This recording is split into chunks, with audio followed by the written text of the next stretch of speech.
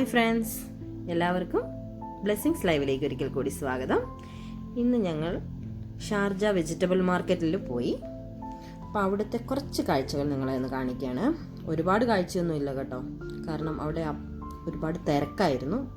ആൾക്കാരൊക്കെ കൂടുതലായിട്ട് വന്നിട്ടുണ്ടായിരുന്നു. ഇന്ന് ഹോളിഡേ ആയതുകൊണ്ട് കുഞ്ഞുങ്ങളെയും കൊണ്ട് അവിടെ ഒത്തിരി നേരം നിൽക്കാൻ തോന്നിയില്ല.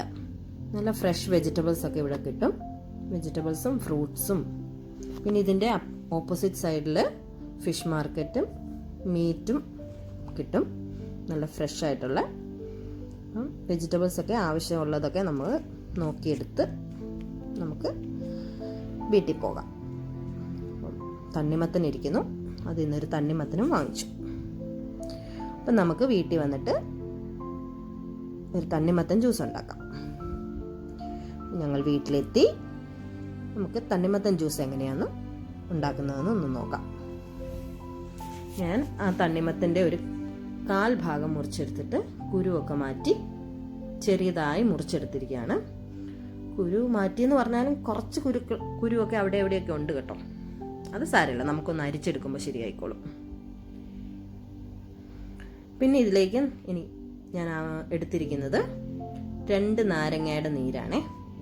ചെറിയ നാരങ്ങയാണ്. അപ്പോൾ ഏകദേശം ഒരു 2 ടേബിൾ സ്പൂണോളം വരും. 2 നാരങ്ങയുടെ നീര് പിഴിഞ്ഞെടുത്തത്. പിന്നെ ഒരു 4-5 പുതിന ഇല നന്നായി കഴുകിയെടുത്തിരിക്കുന്നത്. ചെറിയൊരു കഷ്ണം ഇഞ്ചി, വളരെ ചെറിയൊരു കഷ്ണമാണേ. ഇത് നല്ലൊരു ടേസ്റ്റ് തരും, ഇത് ഇഞ്ചിയും പുതിന ഇലയും. പിന്നെ തണ്ണിമത്തൻ്റെ മധുരം അനുസരിച്ച് നിങ്ങൾക്ക് മധുരത്തിൽ മാറ്റം വരുത്താൻ ഞാൻ 2 ടേബിൾ സ്പൂൺ മധുരം എടുത്തിട്ടുണ്ട്. 1 ടേബിൾ സ്പൂൺ ഹണി. നമുക്കിനി ഇതെല്ലാം കൂടെ ഒരു മിക്സിയുടെ ജാറിലിട്ട് ഒന്ന് നന്നായി ബ്ലെൻഡ് ചെയ്തെടുക്കാം. തണ്ണിമത്തനിൽ ധാരാളം വെള്ളം ഉള്ളതുകൊണ്ട് എക്സ്ട്രാ വെള്ളം ഒന്നും നമുക്ക് ചേർക്കേണ്ട. ഇനി അതിലേക്ക് ഇഞ്ചിയും പുതിനയിലയും കൂടെ ചേർത്ത് കൊടുക്കാം. ഇഞ്ചി ചെറുതായിട്ടൊന്ന് ഞാൻ മുറിച്ചിട്ടുണ്ട്. നാരങ്ങാനീര് ചേർത്ത് കൊടുക്കാം. എടുത്തു വെച്ചിരിക്കുന്ന പഞ്ചസാര, 1 ടേബിൾ സ്പൂൺ ഹണി. ഈ ഹണി ചേർക്കുമ്പോൾ ഒരു പ്രത്യേക ഫ്ലേവർ ആകും കേട്ടോ. നിങ്ങളതൊന്ന് ചേർത്തൊന്ന് ജ്യൂസ് അടിച്ച് നോക്കണേ.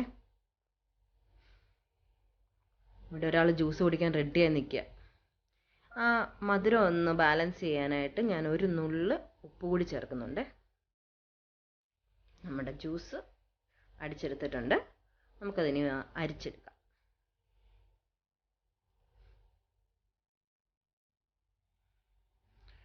നമ്മുടെ ടേസ്റ്റി ആയിട്ടുള്ള തണ്ണിമത്തൻ ജ്യൂസ് റെഡി ആയിട്ടുണ്ട്. സെർവിങ് ഗ്ലാസ്സിലേക്ക് മാറ്റി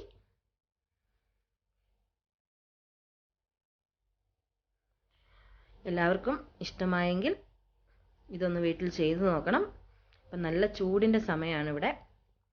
തണ്ണിമത്തനൊന്നും വലിയ വിലയൊന്നുമില്ല. എല്ലാവരും തണ്ണിമത്തനൊക്കെ മേടിച്ച് ഞാൻ ഉണ്ടാക്കിയ പോലെ വാട്ടർമെലൺ ലെമണേഡ് ഒന്ന് ഉണ്ടാക്കി നോക്കണം. നല്ല ചൂടത്തിൽ നിന്നൊക്കെ കയറി വരുമ്പോൾ കുടിക്കാൻ നല്ലൊരു ഡ്രിങ്കാണ്. ഇഷ്ടമായെങ്കിൽ ലൈക്ക് ചെയ്യണം, ഷെയർ ചെയ്യണം.